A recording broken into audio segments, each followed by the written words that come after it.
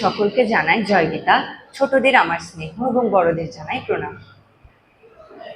আজকে লোকনাথ বাবার 136তম তিরোধান উৎসব উপলক্ষে আয়োজিত শ্রীমদ্ ভগবদ গীতা প্রতিযোগিতায় আমি শ্রী শ্রী শঙ্করজ্যোতি গীতা বিদ্যালয় থেকে বক্তৃতায় প্রতিনিধিত্ব করছি। আমার নাম সপ্তম দে। আজকে আমার বক্তৃতার মূল বিষয় হলো সনাতন ধর্মের ধর্মগ্রন্থগুলোকে সহজভাবে জানা। চলুন শুরু করি। ধর্মগ্রন্থ বলতে আমরা কি বুঝি? ধর্মগ্রন্থ মানে হলো যে গ্রন্থে কল্যাণময় জীবন কথা, ধর্ম এবং দেবদেবতাদের উদ্দেশ্যে রচিত স্তব এবং স্তুতি রয়েছে, তাই হলো ধর্মগ্রন্থ। সনাতন ধর্মের ধর্মগ্রন্থগুলো প্রধানত দুই ভাগে বিভক্ত, এক হলো শ্রুতি এবং দুই হলো স্মৃতি। প্রথমে আমরা শ্রুতিশাস্ত্রগুলো সম্পর্কে আলোচনা করব। ঈশ্বর প্রদত্ত ধর্মগ্রন্থগুলোকে মূলত শ্রুতিশাস্ত্র বলা হয়। এই শাস্ত্রগুলো মুনি ঋষিরা শুনে শুনে মনে রাখতেন। এগুলো তাদের ধ্যানে পাওয়া পবিত্র জ্ঞান, তাই শ্রুতিশাস্ত্রের দ্রষ্টা হিসেবে মুনি ঋষিদেরকে মানা হয়। এই শাস্ত্রের অন্তর্গত ধর্মগ্রন্থগুলো হলো বেদ এবং উপনিষদ। বেদ মানে হলো চতুর্বেদ, যথা ঋগ্বেদ, সামবেদ, যজুর্বেদ এবং অথর্ববেদ। বেদ প্রথমে অবিভক্তই ছিল, পরে ঋষি কৃষ্ণদ্বৈপায়নরা দেশ এই বেদকে 4 ভাগে বিভক্ত করে। বেদের এই 4 ভাগ আবার সংহিতা নামে পরিচিত। এবার আমরা এই বেদে কি রয়েছে তা একটু সংক্ষেপে জেনে নেওয়ার চেষ্টা করব। প্রথমেই হলো ঋগ্বেদ সংহিতা। ঋগ শব্দের অর্থ হলো মন্ত্র, অর্থাৎ দেবদেবতাদের উদ্দেশ্যে রচিত যেসব মন্ত্র এবং স্তব স্তুতি এই বেদে সংকলন করা হয়েছে, তাই হলো ঋগ্বেদ। এই বেদ এই সমগ্র বেদ 10টি মণ্ডলে বিভক্ত। চতুর্বেদের মধ্যে সবচেয়ে পবিত্র হিসেবে ঋগ্বেদকে মানা হয়। এবার আসি সামবেদ। সাম শব্দের অর্থ হলো গান, অর্থাৎ ঋগ্বেদের মন্ত্রগুলোকেই মূলত গান আকারে এই সামবেদে সংকলন করা হয়েছে। এই বেদের মোট 75টি মন্ত্র ছাড়া বাকি সবই ঋগ্বেদ থেকে নেওয়া হয়েছে। এরপরে হলো যজুর্বেদ। যজু শব্দের অর্থ হলো যজ্ঞের মন্ত্র, অর্থাৎ যজ্ঞে ব্যবহৃত মন্ত্র এবং যজ্ঞের নিয়ম প্রণালী যেই বেদে সংকলন করা হয়েছে, তাই হলো যজুর্বেদ। এই বেদ আবার 2টি ভাগে বিভক্ত, যথা 1 শুক্ল যজুর্বেদ এবং 2 কৃষ্ণ যজুর্বেদ। এবার আমরা আসি অথর্ববেদ সংহিতা নিয়ে। আধ্যাত্মিক এবং জাগতিক নানা প্রকার জ্ঞানের সংগ্রহই হলো অথর্ববেদ। অথর্ব শব্দের অর্থ হলো ভেষজ বিদ্যা, শান্তি, পুষ্টি ইত্যাদি বিভিন্ন মাঙ্গলিক ক্রিয়া।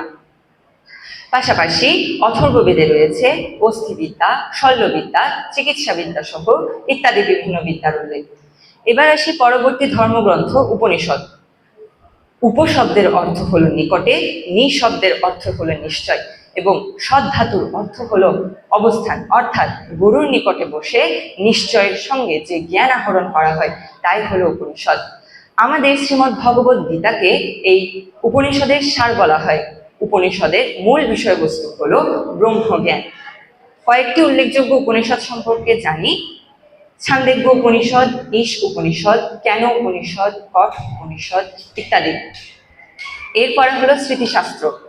এগুলো মুনি ঋষি প্রদত্ত, অর্থাৎ মুনি ঋষিরাই এই শাস্ত্রগুলো সৃষ্টি করেছেন। এগুলো 5 ভাগে বিভক্ত, যথা 1 ধর্মশাস্ত্র, 2 মহাকাব্য, 3 পুরাণ, 4 তন্ত্র বা অগম এবং 5 হলো দর্শন। এবার প্রত্যেকটি ভাগ থেকে একটি বা দুটি করে উদাহরণ জেনে নেওয়ার চেষ্টা করি। প্রথম হলো ধর্মশাস্ত্র। ধর্মশাস্ত্রের একটি ধর্মগ্রন্থ হলো মনুস্মৃতি। মানুষের জীবন সুষ্ঠুভাবে পরিচালনা করার জন্য মৃত্যু থেকে জন্ম পর্যন্ত কোন কোন কাজ করা হবে না হবে, কোন কোন খাবার বর্জনীয় এবং গ্রহণীয়, সমস্ত কিছুই রয়েছে এই মনুস্মৃতি ধর্মগ্রন্থে। এরপরে হলো মহাকাব্য। মহাকাব্যের 2টি উল্লেখযোগ্য ধর্মগ্রন্থ হলো মহাভারত এবং রামায়ণ। রামায়ণ সৃষ্ট হলো বাল্মীকি মুনির। রামায়ণে রয়েছে রামের জন্ম, অযোধ্যা সম্পর্কিত ঘটনা, রামের রাবণ বধ এই সম্পর্কিত বিভিন্ন ধরনের ঘটনা। মহাভারতে রয়েছে কৌরব এবং পাণ্ডবদের মধ্যকার ধর্মযুদ্ধ। এরপর রয়েছে আবার মহাভারত। এই ধর্মগ্রন্থটি 18 পর্বে বিভক্ত। এর মধ্যে 6ষ্ঠ পর্ব ভীষ্ম পর্বে 25 থেকে 42তম অধ্যায় হলো শ্রীমদ্ ভগবদ গীতা বা গীতোপনিষদ। শ্রীমদ্ ভগবদ গীতা হলো পরমেশ্বর ভগবান শ্রীকৃষ্ণের অমৃত মুখ নিঃসৃত বাণী। এর মহর্ষি হলেন কৃষ্ণদ্বৈপায়ন বেদব্যাস। এই গ্রন্থে রয়েছে ৭০০টি শ্লোক, 18টি অধ্যায়, এবং এই 18টি অধ্যায় 3টি ভাগে বিভক্ত, যথা 1 কর্মশতক, 2 ভক্ত শতক, 3 জ্ঞান শতক। এবার আসি পুরাণের মধ্যে 3টি উল্লেখযোগ্য হলো বিষ্ণু পুরাণ, শিব পুরাণ এবং ভাগবত পুরাণ। অষ্টাদশ পুরাণের মধ্যে এবং অন্যতম প্রাচীন পুরাণ হলো এই 3টি। বিষ্ণু পুরাণে রয়েছে মানব জীবনের ভবিষ্যৎ, সৃষ্টি এবং ভগবান বিষ্ণুর 10টি অবতার সম্পর্কে বিস্তারিত। ভাগবত পুরাণেও রয়েছে ভগবানের 10টি অবতার সম্পর্কে বিস্তারিত, ভগবান শ্রীকৃষ্ণের বাল্যলীলা, কিশোরলীলা সহ কংসবধ, পুতনা রাক্ষসীবধ, যদুবংশের ধ্বংস, দ্বারকানগরী সহ ইত্যাদি বিভিন্ন ধরনের ঘটনা। শিব পুরাণে রয়েছে ভগবান শিব ঠাকুরের বিভিন্ন বাণী, তার পরিবার সংক্রান্ত বিভিন্ন ঘটনাবলী।